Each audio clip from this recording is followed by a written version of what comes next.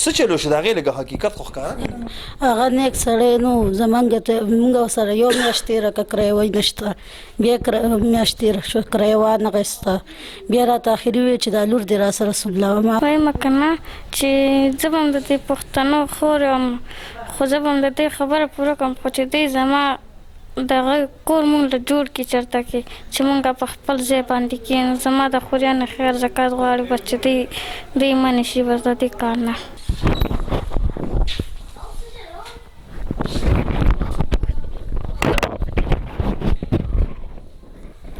بسم اللہ الرحمن الرحیم. السلام علیکم ورحمۃ اللہ وبرکاتہ. ناظرین آپ لوگوں نے دیکھا کہ میں باہر سے اندر آیا کنڈی لگایا.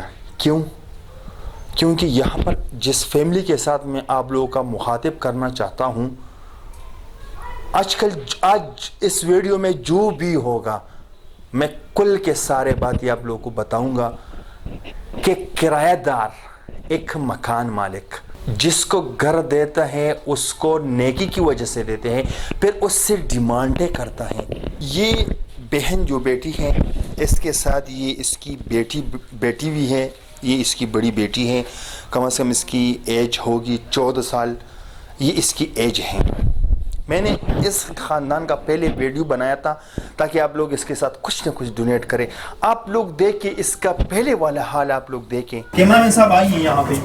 یہ آئی ہیں. اس سے پہلے بھی میں نے ان کو جب فرسٹ ٹائم آیا تھا تو میں نے ان کو 5,000 روپے دیے تھے. یہ دیکھیں یہ ان کے گھر کی حالات ہیں. یہ آپ لوگ خود دیکھیں. یہ انہی پیسوں سے بس اپنے لیے کچھ 2 چارپائیاں خریدی انہوں نے. نہ بجلی ہے نہ پانی ہے اور ایسا بگڑا ہوا کمرے ایسا بگڑا ہوا گھر. یہ آپ لوگوں نے دیکھا. پھر میں نے اس کے لیے راشن بھی لایا تھا وہ بھی آپ لوگ دیکھیں. اسکرین پہ جو پرچی آ رہے ہیں 9,920 روپے کی ہیں. جس نے بھی ڈونیشن بھیجے ہیں 10,000 فرحان اختر اور 15,000 روپے ایک اور بھائی نے بھیجے ہیں. تو 10,000 کا فرحان اختر نے بتایا تھا کہ ان کے لیے راشن یہ بھی آپ لوگوں نے دیکھا ہے. یہ قریباً سال پہلے کی بات ہے. وہ بھی یہ بچی رستوں میں بھیک مانگ رہی تھی. یہ بھیک مانگ رہی تھی اور کوئی تھا جو اس کے اوپر ہاتھ ڈالا. پھر میں نے اس کو بچایا. اسی سے پھر میں اس کے گھر پہ آیا. پھر اس کا ماحول چیک کیا. آج پھر جب دیکھا میں نے تو جس بندے نے جس اللہ والے انسان نے اس کو گھر دیا تھا انہوں نے ڈیمانڈیں کیا کی.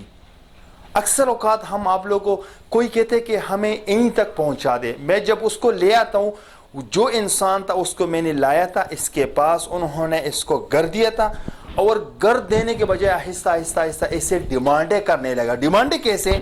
اس بہن کو کہتے ہیں کہ آپ ہمارے ساتھ اس بیٹی کو سلائیں رات کے لیے تو آپ کو ہم گھر بھی دیں گے اور آپ کو ہم پیسے بھی دیں گے. یہ آپ لوگ دیکھیں اس کا آج والا ماحول دیکھیں. یہ چھوٹے سے بیٹک میں یہ رہتے ہیں.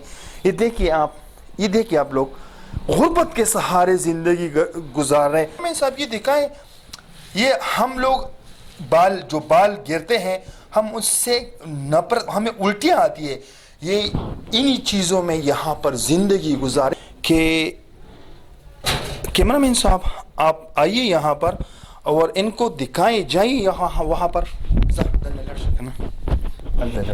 یہ ہے ایک واش روم ہے ایک لیٹرین ہے اور یہاں پر ان کے ساتھ یہ برتن بھی دھوتے ہیں. اندر جائیں ان کو دکھائیں کہ یہاں پر یہ برتن بھی دھوتے ہیں. یہ دیکھیے بہت غربت کے سہارے یہ زندگی گزار رہے ہیں.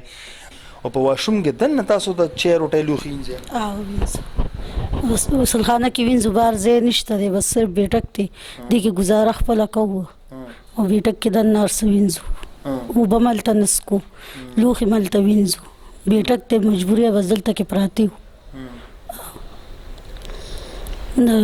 تاسو سره داغه دوه کټونه چې ته ما غوښتو داغه دوه کټونه او دا دوی چې ستولیان بلستین رضایان چا در صدر کړی نه دي. نه دي را کړی را لچا دا ته وای کنه کله چې ما تاسو لاغه انټرویو کړل او دا غینه پس ما تاسو راشن نړو به دا غینه پس یو کس ما تاسو کور خواته ما واستو دا اکثر دا 2 نمبر پښتانه خو یې نمبر راکیا مولا د کور خواله بوزا خو دا 2 نمبر پښتانه چې به د کور خواله راول نو دا ته وجه کم ځان ته چې ډیر نیک انسان وي تاله چې کوارټر در کړو څه چلو شو د هغې لږه حقیقت خو ښکاره هغه نیک سړی نو زمونږ ته مونږ سره یو میاشت تېره کړه کرایه وی نشته بیا میاشت تېره شوه کرایه وانغېسته بیا راته اخري وویل چې دا لور دې را سره سملوه ما ته لور در سره نه سملوم خیر دی که ما غواړې زه به سره سملمه ما ته ویې وایي نه ته نه دا لور دی په هغه وجه باندې ما هغه ستا والا کور چې پرېښودو چې کوم کس تا راوستی هغه کور ما هغې په وجه باندې پرېښود دلته بیټک ته مونږ راغلو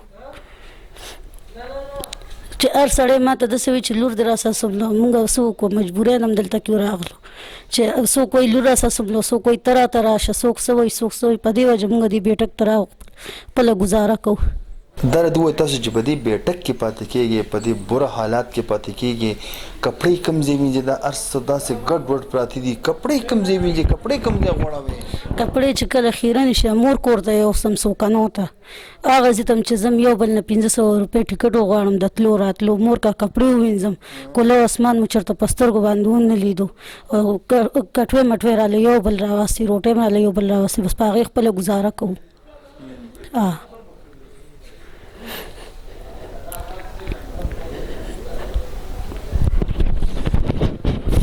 کتونکو اکثر چې کله مونږ ویډیو ورکو نو د هغې نه بعد اکثر یا مونږ ته څوک چېرې دی د دې کورنۍ نمبر راکړه او یا وي ما په خپله دې ځای ته بوځه هغه ورور هغه خو ډېر زیات ځان نیک ګڼلو کله چې هغه ما راوسته هغه دوی له کوارټر ورکو یو میاشت دوه میاشت درې میاشت څلور میاشت هر څومره وخت چې هغه د هغې د دې نه ډیمانډونه کول چې لور دې را سره سملوه لور دې را سره سملوه نن د دې انټرویو مقصد صرف دا دی چې ولې تاسو داسې کوئ زموږ د دې ویډیو جوړولو مقصد خو داسې نه چې تاسو بیا د خلکو بېعزتۍ کوئ زه یم که داسې څوک وي الله والا او هغه دې ته ځای ورکول غواړي مهرباني به دا وي زه په چا به زه اعتبار کوم څوک راولم مهرباني به دې تاسو د دې د حالات دلته کې وینئ په دې بیټک کې چې کوم حالات دی د په واشروم کې چې کوم دی نو لوښي انځل بیا په یو بیټک کې وخت تېرول بیا په داسې حالاتو کې نو ډېر د غربت سره مخ ته زه ستاسو ته ریکویسټ کوم چې د دې کورنۍ سره څه نه څه مرسته خامخا وکړئ باقي ستاسو ورو ستاسو همدرد آینده د ګلدون نه ستاسو نه اجازه غواړي ښاد او آباد اوسئ د الله په امان